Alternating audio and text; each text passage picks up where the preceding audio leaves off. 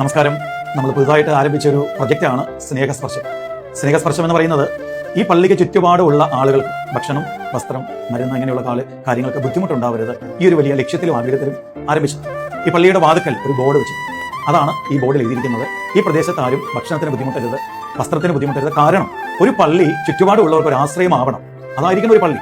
ഒരു പള്ളിയിൽ വന്ന ഒരാൾ കരഞ്ഞ് മക്കളെ പഠിപ്പിക്കാൻ നിർവാഹമില്ല, അല്ലെ വിവാഹം കഴിപ്പിച്ചയക്കാൻ നിർവാഹമില്ല എന്ന് പ്രാർത്ഥിച്ചാൽ തമ്പുരാനൊന്നും പെട്ടെന്ന് മുകളിൽ നിന്ന് കെട്ടിയിറക്കി കൊടുക്കത്തില്ല.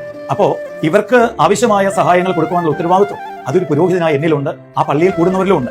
അവിടെ കടന്നു വരുന്ന നേർച്ചകളും കാഴ്ചകളും അവിടെയുള്ളവർക്ക് ഭക്ഷണം കഴിക്കാനും അവിടെ കെട്ടിടങ്ങൾ ഉണ്ടാക്കാനും ഉള്ളതല്ല.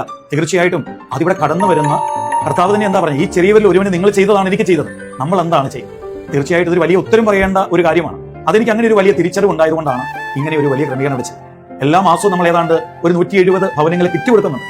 ഏതാണ്ട് ഒരു 75-80 വീടുകൾ നമ്മൾ മരുന്ന് കൊടുക്കുന്നുണ്ട്. ഏതാണ്ട് ഒരു 25 വീടുകൾ ഓരോ വർഷം നമുക്ക് ചെയ്തു കൊടുക്കാൻ സാധിക്കുന്നുണ്ട്. ഇതൊന്നും എന്റെ യാതൊരു പ്രത്യേകതയല്ല, എന്റെ ഒരു മേന്മയല്ല, എനിക്കിതിനകത്തൊരു പങ്കുമില്ല. ദൈവം എന്നെ ഒരു ഉപകരണമായി എടുത്ത് ഉപയോഗിക്കുന്നു എന്നുള്ളതേ ഉള്ളൂ. അത് മാത്രമേ എനിക്കിതിനകത്ത് പറയാനുള്ളൂ. അതുകൊണ്ട് തീർച്ചയായിട്ടും നമുക്കുള്ള ഒരു വലിയ ഉത്തരവാദിത്വം, കടമ ഈ സമൂഹത്തോടുള്ളത് മറന്ന് പ്രവർത്തിക്കുവാൻ ഇടയാവരുത് എന്ന ഒരു ഓർമ്മപ്പെടുത്തൽ മാത്രമാണ്. വളരെ സന്തോഷം തോന്നുന്ന ഒരു വീഡിയോ ആണ് ഇപ്പോൾ നമ്മൾ കണ്ടത്.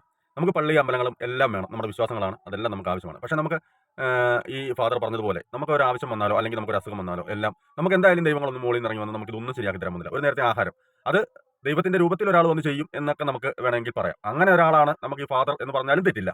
ദൈവത്തിന്റെ ഒരു പ്രതിരൂപമായിട്ട് കണ്ടു വേണമെങ്കിലും ചെയ്യാം. എപ്പോഴും നമുക്ക് വേണ്ടത് എന്താണ്? നമുക്ക് ഭക്ഷണം, വസ്ത്രം, ഇങ്ങനെയൊക്കെയുള്ള കാര്യങ്ങളാണ് വേണ്ടത്. അല്ലെ ഈ അച്ഛന് ഞാനൊരു ബിഗ് സല്യൂട്ട് ആ ഒരു കാര്യത്തിൽ നൽകുകയാണ്. എല്ലാവരും ഇതൊരു മാതൃകയാക്കണം എന്നാണ് എനിക്ക് പറയാനുള്ളത്.